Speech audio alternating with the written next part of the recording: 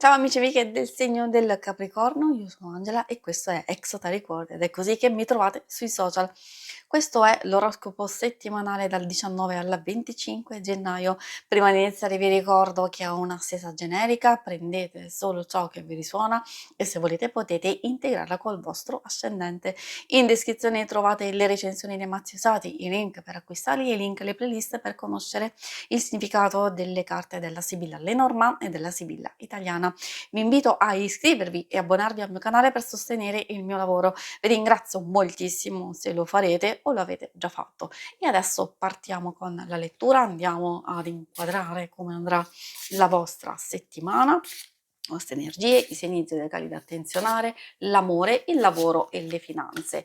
E adesso procediamo con il primo indizio, la prima carta, che è il quadrifoglio. Energia abbastanza movimentata, nel senso che ci si può aspettare dei cambiamenti molto rapidi, di solito tendenzialmente in positivo, quindi nuove possibilità che si aprono, delle sorprese, nuova speranza, dei risultati, delle ricompense, poter fare un buon affare, dei cambiamenti comunque fortuiti. Poi ovviamente dipende anche dalle varie circostanze. Forse delle opportunità da cogliere, visto che accanto c'è anche una carta positiva, vado a confermare soprattutto il concetto di possibilità diciamo positive che si aprono per il vostro futuro, per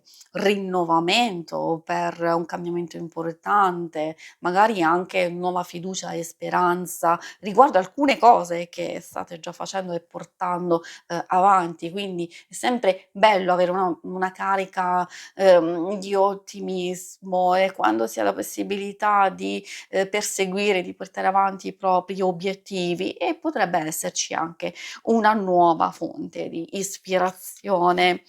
Vediamo adesso l'altra carta e c'è il sole. Direi perfetta, proprio concludiamo con questa bellissima visione perché sono tutte carte molto belle e direi che è l'inizio della settimana e negli aspetti emotivi e relazionali che potrebbe esserci una fase di cambiamento e di altalenanza, positivo o negativa, però la maggior parte insomma abbiamo carte positive, sia di risultati, di felicità e di soddisfazione che si possono ottenere già nel corso della settimana, anche serenità, abbiamo visto ottimismo, positività, ma anche per la preparazione di progetti e idee, da realizzare in futuro. I segni zodiacali da attenzionare, per voi sono i segni di fuoco, Ariete, Leone e Sagittario, e poi abbiamo anche quelli di aria, Gemelli, Bilancia e Acquario. E adesso procediamo con l'ambito amore. Ambito amore, coppia single, tendenzialmente parliamo delle relazioni più importanti, alcune possono riferirsi anche alle amicizie, alla famiglia, quindi consiglio di ascoltare e se sentite qualcosa dentro di voi vuol dire che lì c'è un messaggio da ascoltare. Troviamo Iris. Bella, una carta di coinvolgimento, di appagamento, anche di obiettivi che vengono, centrati, realizzati, di, sicurezza emotiva. Quindi è vero che abbiamo visto sin dall'inizio una fase turbolenta, però è talmente di poco conto perché abbiamo visto che alcune cose sono abbastanza positive e quindi quando si tratta di sicurezza emotiva vuol dire che c'è attenzione, c'è aiuto, c'è sostegno, ci sono anche proprio occasioni magari anche da festeggiare, visto la presenza di alcune carte che richiamano, proprio alla solarità e alla, positività. Condivisione, festeggiamenti, magari c'è una specie di anniversario, c'è un evento nello specifico che può essere molto positivo per voi? Assolutamente sì. Poi, la viola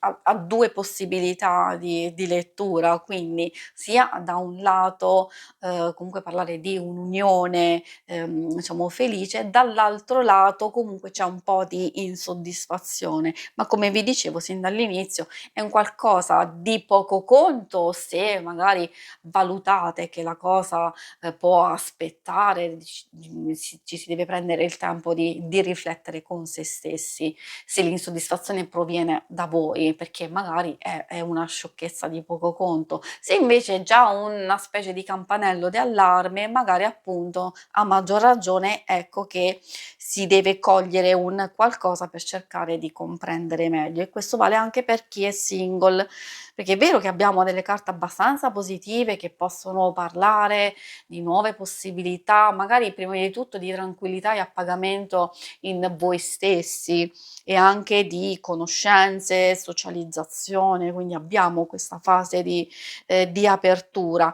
Magari quell'insoddisfazione può provenire proprio da questo, che non c'è una persona che vi coinvolge particolarmente, magari tante persone, però effettivamente non è ancora il momento giusto, oppure è vero c'è una fase iniziale, però c'è bisogno di tempo per nuovi sviluppi o per capire come procedere. E adesso andiamo avanti con le questioni pratiche, quelle del lavoro, delle finanze.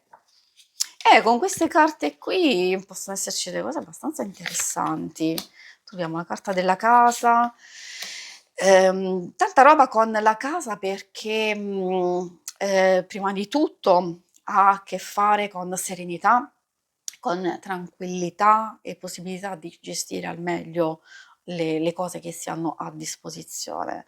Parla anche di lavorare da casa, diciamo per chi ha la possibilità, oppure di fermarsi un attimino e riposarsi, magari dedicarsi e concentrarsi alle cose ad alcune cose importanti per voi, però parla anche di tutte le cose legate anche fisicamente alla casa, acquisti, vendite, guadagni, quindi serenità proprio a livello finanziario ed economico e poi direi soprattutto nelle situazioni un po' più complesse, quando si arriva finalmente al fare il punto, a fare ordine e anche a trovare delle soluzioni, alcune cose possono già esserci e svilupparsi in questa settimana, almeno magari sapere che in qualcosa è in via di sviluppo e quindi ci si sta pian piano avvicinando a quel miglioramento. E appunto queste carte ci parlano proprio di questo miglioramento.